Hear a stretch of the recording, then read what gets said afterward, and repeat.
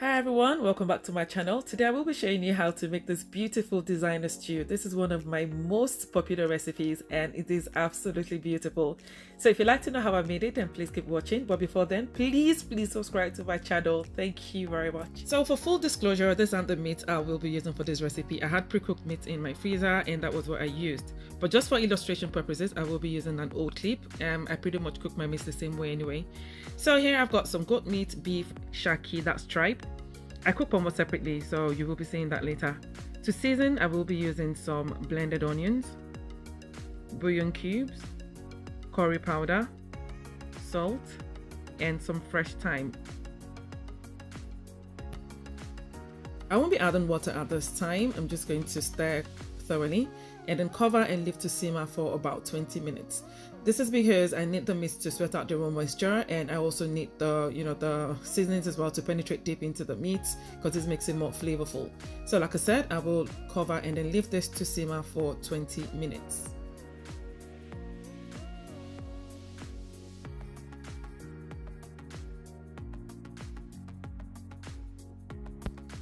So it's been 20 minutes and this is what my meats look like. As you can see, they have started to cook at this time. Now I should mention here that you can use pretty much any kind of meat that you prefer. Anything works. You can use chicken, you can use even fish, whatever works. The most important thing is the peppers. So I will be adding enough water to cover and then leave to cook until soft.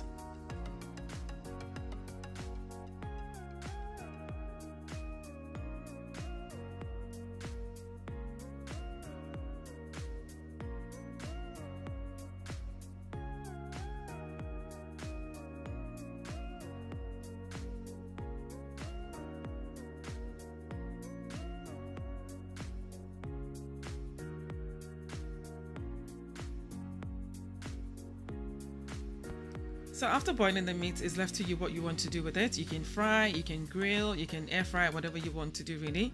I grilled mine because when I'm cooking with a lot of palm oil, I prefer to just grill, just so I can cut down on the amount of oil I use. So I will be setting this aside for later. Now onto the peppers. As you can see, I've got a mix of several peppers. I've got orange, red, green, and yellow bell peppers.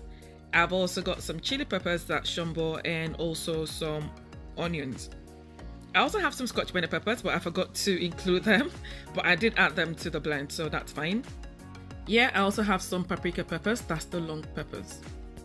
The combination of these peppers work perfectly together to produce a mix of ayamashi and ofada flavors and aroma in one. Honestly, the green peppers, gives you the ayamashi flavor, while the red is the ofada.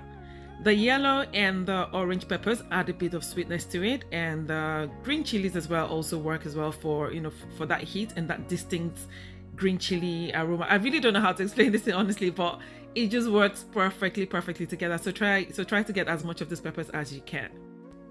To chop my peppers, I've got my food processor here, and my vegetables have been washed. As you can see, they are really clean. I just use water. I know some people like to use vinegar and all of that, but no, just use a lot of water.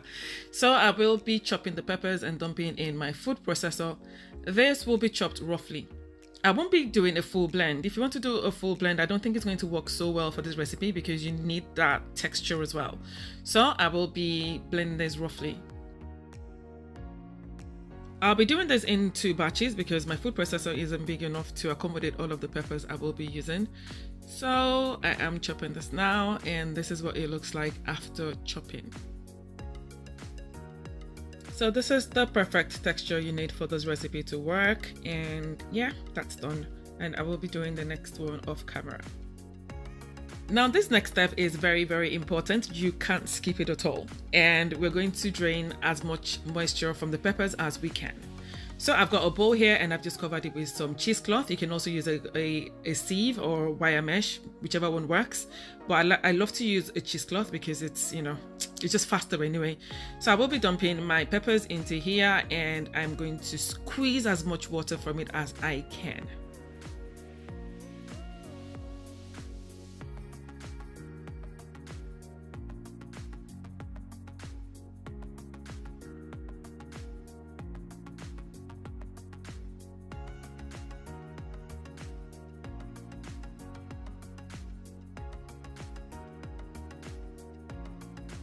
As you can see, we're left with quite a lot of liquid, and this is a no-no.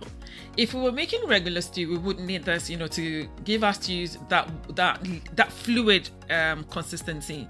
But with atadidin, you need the texture to be a bit rough, and this isn't going to work. Otherwise, you're just going to end up frying for hours. So this is the perfect texture for it. As you can see, we literally don't even have any more liquid in it. And this is fine for me. I will be setting this aside for use later. For this recipe, we will be using bleached palm oil. You can use unbleached if you want, but you're not going to get the same aroma or taste from it at all. But it's up to you if you want to use that. When I'm bleaching palm oil, I try not to use my favorite pot. I try to use one that I don't really care about, because it tends to stain your pot. So this works for me anyway. Now, the safest way to bleach palm oil is to just do it on low heat. So I've poured my palm oil into the pot, and I'm going to use this lid.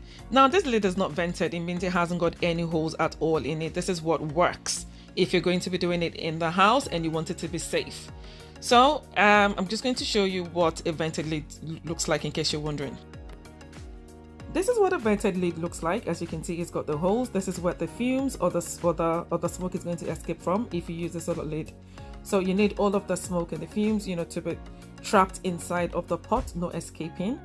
Otherwise, you're just going to choke, or you're just going to end up inhaling too much fumes. So I've covered my pan, and I will be bleaching this for 20 minutes on low heat. Please do not open the pan throughout the bleaching process. Even after the 20 minutes, give it another 10 minutes before opening. By this time, all of the smoke and fumes would have evaporated back into the pot, so it will be safe to open. And by the time you open it, there won't be fumes or anything at all. So it's been 20 minutes, and this is what my palm oil looks like. The perfect color that I need. It's like a brandy color. So I will be transferring this into the pot I will be using for the recipe. So my palm oil is on medium heat, and to this I will be transferring my chopped onions. Now, for this recipe to work, you need quite a lot of onions, because that's going to sweeten it and just release all of that sweetness into it. Oh my god, it's going to be so yummy. Anyway, I'm going to fry this for about 2 to 3 minutes, or until fragrant.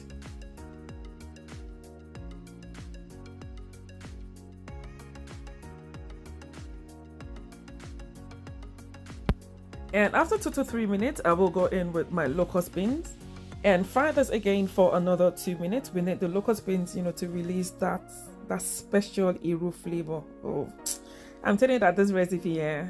Anyways, let's continue. So after frying this for about 3 minutes, I will go in with my crayfish powder.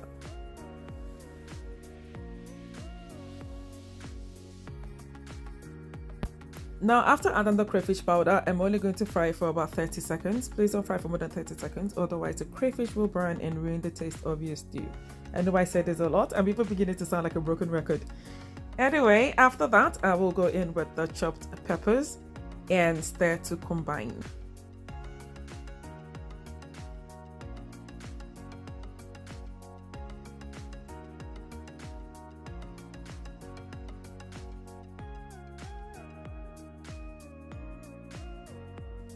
After combining thoroughly, I will go in with my bouillon cubes and salt. You don't need curry or thyme or any other seasoning for this recipe to work. Trust me, you don't need any of those at all. Just the peppers and the bleached palm oil will work their own wonders. That's all you need to make it work. So I will stir to combine thoroughly. And this is where I'm going to annoy you. I will be adding my boiled eggs from now. Yes. See, is my egg. I can fry, I can boil for as long as I want. See, this is sort of like a buka stew. We need the eggs to soak the stew. Anyway, I'm going to combine again and then cover and leave to fry for about 30 to 35 minutes on low to medium heat. So it's been 35 minutes and this is what the stew looks like. Absolutely gorgeous, isn't it? This is one of the most popular recipes on my food blog. I think I blogged in 2016. It's called Sisi Jemima's Designer Stew. It is so popular. It is absolutely lush. Anyways, at this time, I will be adding my meats into here.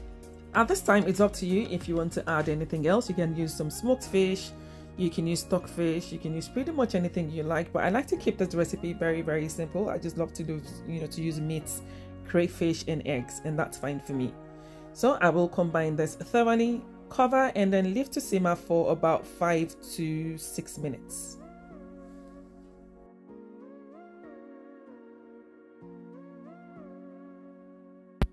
So it's been 6 minutes and this is what my recipe looks like. Absolutely beautiful and divinely tasty, I tell you. I know I've been raving about it since the beginning of the video, but you need to try it to understand exactly where I'm coming from.